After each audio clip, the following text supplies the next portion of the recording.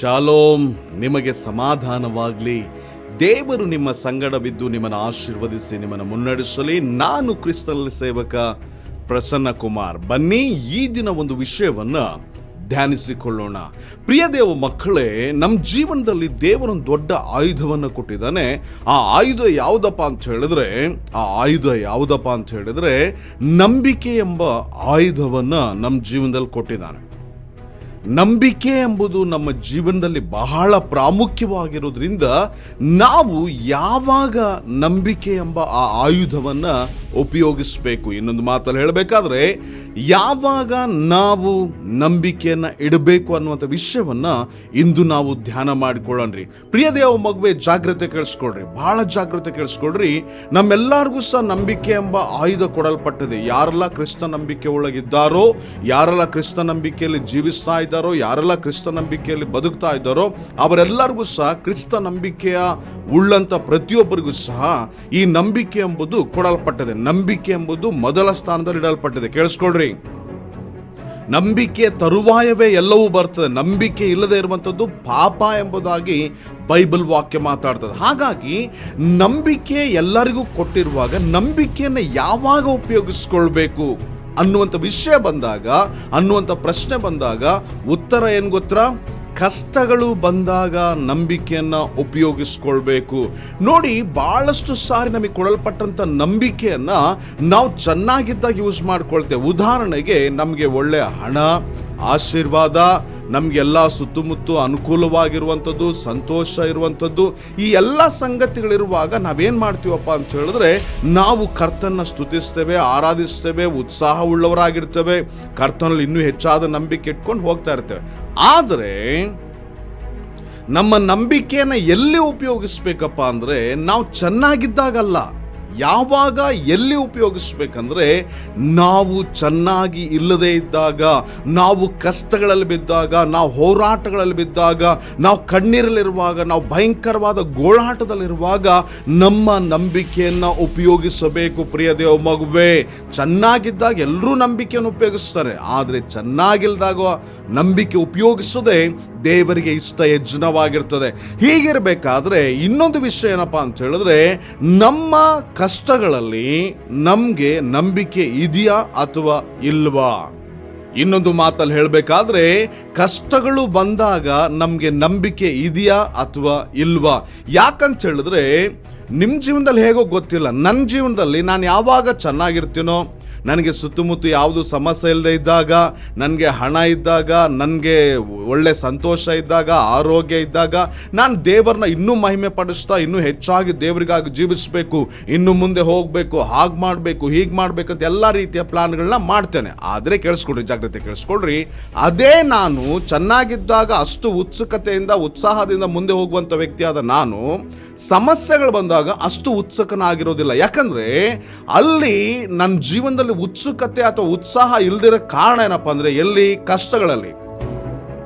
ಕಷ್ಟಗಳಲ್ಲಿ ಆ ಒಂದು ನಂಬಿಕೆಯ ಕೊರತೆ ಇರೋದ್ರಿಂದ ನನ್ಗೇನಾಗ್ತಾ ಇದೆ, ಅಲ್ಲಿ ಉತ್ಸುಕತೆ ಕಡಿಮೆ ಆಗ್ತಾ ಇದೆ, ಮುಂದೆ ಹೋಗ್ಲಿಕ್ಕೆ ಆಗ್ತಾ ಇಲ್ಲ, ಮುಂದೆ ನಿಲ್ಲಿಕ್ಕೆ ಆಗ್ತಾ ಇಲ್ಲ, ಮುಂದೆ ಸಾಗ್ಲಿಕ್ಕೆ ಆಗ್ತಾ ಇಲ್ಲ. ಪ್ರಿಯ ದೇವ ಮಗುವೆ, ಜಾಗ್ರತೆ ಕೇಳಿಸ್ಕೋ, ನಾ ಹೇಳೋ ವಿಷಯವನ್ನು ಜಾಗ್ರತೆ ಕೇಳಿಸ್ಕೋ. ಯಾವಾಗ ನಾವು ನಂಬಿಕೆ ಇಡಬೇಕು ಅಂತ ಹೇಳಿ ನೋಡೋದಾದ್ರೆ ಉತ್ತರ ಹೀಗಿರ್ತದೆ: ಕಷ್ಟಗಳು ಬಂದಾಗ ನಾವು ನಂಬಿಕೆ ಇಡಬೇಕು. ಹಾಗಾದ್ರೆ ಕಷ್ಟಗಳು ಬಂದಾಗ ನಮಗೆ ನಂಬಿಕೆ ಇದೆಯಾ ಅಥವಾ ಇಲ್ವಾ? ಹೆಚ್ಚಿನ ಪಾಲು ಲೋಕದಲ್ಲಿರುವಂಥ ಎಲ್ಲ ವಿಶ್ವಾಸಿಗಳು ನಾವು ತಗೊಳ್ಳೋದಾದ್ರೆ, ಹೆಚ್ಚಿನ ಪಾಲು ವಿಶ್ವಾಸಿಗಳು ಕಷ್ಟಗಳು ಬಂದಾಗ ನಂಬಿಕೆಯನ್ನು ಬಿಟ್ಬಿಡ್ತಾರೆ.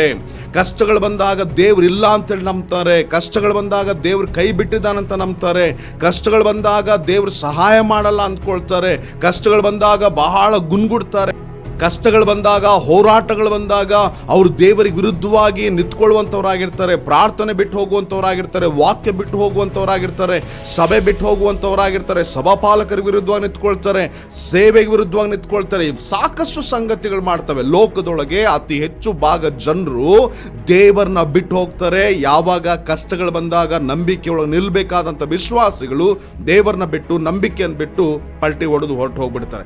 ಹಾಗಾದ್ರೆ ಇವತ್ತು ವಾಕ್ಯ ಕೇಳಿಸ್ಕೊಳ್ಳುವಂಥ ನೀನು ಹೇಗಿದ್ದಿ ಪ್ರಿಯ ದೇವ ಮಗುವೆ? ನೀನಿವತ್ತು ವಾಕ್ಯ ಕೇಳಿಸ್ಕೊಳ್ತಾ ಇದೆಯಲ್ಲ, ನಿನ್ನ ನಂಬಿಕೆ ಎಲ್ಲಿಡ್ತಾ ಇದೆಯಾ? ನಿನ್ನ ನಂಬಿಕೆ ಚೆನ್ನಾಗಿದ್ದಾಗ ಉಪಯೋಗಿಸ್ತಾ ಇದೆಯಾ, ಅಥವಾ ನಿನ್ನ ನಂಬಿಕೆ ಕಷ್ಟಗಳು ಬಂದಾಗ ಉಪಯೋಗಿಸ್ತಾ ಇದೆಯಾ? ಪ್ರಿಯ ದೇವ ಮಗುವೆ, ದೇವರು ನಿನಗೆ ನಂಬಿಕೆ ಕೊಟ್ಟಿದ್ದು ನೀನು ಚೆನ್ನಾಗಿರ್ಬೇಕಾದ್ರೆ ಇಡಬೇಕು, ಅಥವಾ ನಂಬಿಕೆ ಅನ್ನುವಂಥದ್ದನ್ನ ನೀನು ಚೆನ್ನಾಗಿದ್ದಾಗ ಉಪಯೋಗಿಸ್ಬೇಕಂತ ಹೇಳೋದು ನಿನಗೆ ಕೊಡ್ಲಿಲ್ಲ. ಯಾವಾಗ ಕೊಟ್ಟ? ಯಾವಾಗ ಉಪಯೋಗಿಸ್ಬೇಕಂತ ಕೊಟ್ಟ? ನೀನು ಕಷ್ಟಗಳಲ್ಲಿದ್ದಾಗ ಉಪಯೋಗಿಸ್ಬೇಕಂತ ದೇವರು ಕೊಟ್ಟ. ಕಷ್ಟಗಳಿಂದ ಬಿಡುಗಡೆಯಾಗಿ ನೀನು ಸಂತೋಷಕ್ಕೆ ಹೋಗಿ ಮತ್ತೆ ನಿನ್ನ ಸಮಸ್ಯೆಗಳು ಬಂದಾಗ, ಮತ್ತೆ ಕಷ್ಟಗಳು ಬಂದಾಗ, ಮತ್ತೆ ಹೋರಾಟ ಬಂದಾಗ ನಂಬಿಕೆ ಇಟ್ಟು ನೀನು ಜಯ ಹೊಂದಬೇಕಂತ ಹೇಳಿ ದೇವ್ರ ನಂಬಿಕೆ ಎಂಬ ಆಯುಧವನ್ನು ಕೊಟ್ಟಿದ್ದಾನೆ. ನಂಬಿಕೆ ಅನ್ನುವಂಥದ್ದು ಮತ್ತೆ ಮತ್ತೆ ಮತ್ತೆ ನಾವು ಕರ್ತನಿಗಾಗಿ ನಿಲ್ಲುವಂಥ ಒಂದು ಆಯುಧವಾಗಿದೆ. ಮತ್ತೆ ಮತ್ತೆ ಪ್ರಯತ್ನಿಸುವಂಥ ಒಂದು ಪ್ರಯತ್ನ ಆಗಿದೆ. ನಾವು ಕರ್ತನಿಗಾಗಿ ಏನಾದರೂ ಮಾಡಬೇಕು ಅನ್ನುವಂಥ ಮತ್ತೆ ಮತ್ತೆ ಪ್ರಯತ್ನಗಳಾಗಿರ್ತದೆ. ನಾವು ಸೋತಾಗ, ಬಿದ್ದಾಗ, ಈ ಎಲ್ಲ ಸಮಯದಲ್ಲಿ ನಮಗೆ ಸಹಾಯ ಮಾಡುವಂಥದ್ದು ನಂಬಿಕೆ ಆಗಿರ್ತದೆ.